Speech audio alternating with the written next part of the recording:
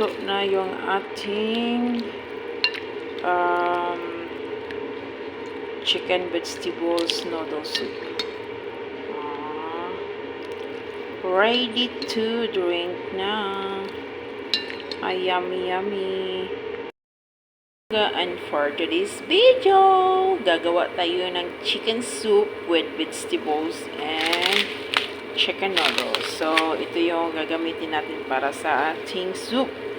And then, may naboiled na akong chicken. Ito, chopped breast chicken na siya. Diyan yan. Tinanggalan ko lang siya ng mga laman-laman ng ating chicken. And then, yung ating chicken, nagkuha na ako ng breast. And then, like 4 big spoon of water ng chicken, boiled. I-boiled ko, lilipat ko lang dito siya. Ayan, kung medyo kulo-kulo na din, nilagyan ko lang siya ng almost 2 cups more water. So, waiting for the boiling water and then add the chop of chicken. And then, let's start to cut the small cubes vegetables. So, see you! Ilalagay na natin yung ating chopped chicken breast dito. So, waiting for a boiling na lang ito. And then, we add our small cubes vegetables. Alright, tapos na tayo sa ating small cubes carrots. Pagsama-samahin natin dito bago natin itatapon dun sa ating chicken. Alright, next is potato small cubes natin. Ayun. The last thing is zucchini or kuza. Yung ika-cut in a small cubes. Same size lang yan lahat. See you. Tapos na tayo sa ating zucchini or kuza. Ayun. So, let's go to add in our soup. Bumuboiling na. Nalagay na natin yung ating vegetables na carrots, zucchini, and potato. Waiting na lang tayo sa kanyang boiling for 10 minutes.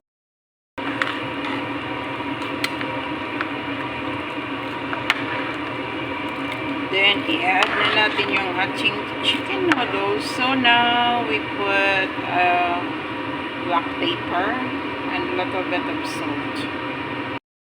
Ayan, kumukulo-kulo na siya. 5 minutes na. Waiting na lang tayo sa paglagay ng ating chicken noodles. Malapit ng maluto.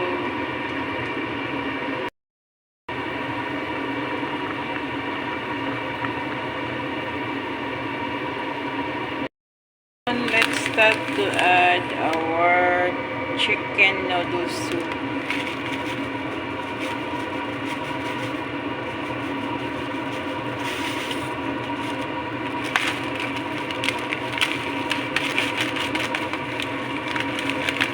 Hindi pa talaga mabuhos to. Pinapahirapan pa.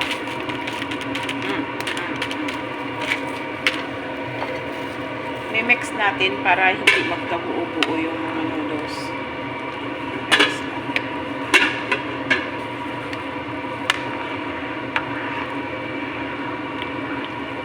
Then, after 5 minutes, close it kasi done na yan. Done soy. Diba? Ganun lang kadali magawa ng soup natin. So, see you!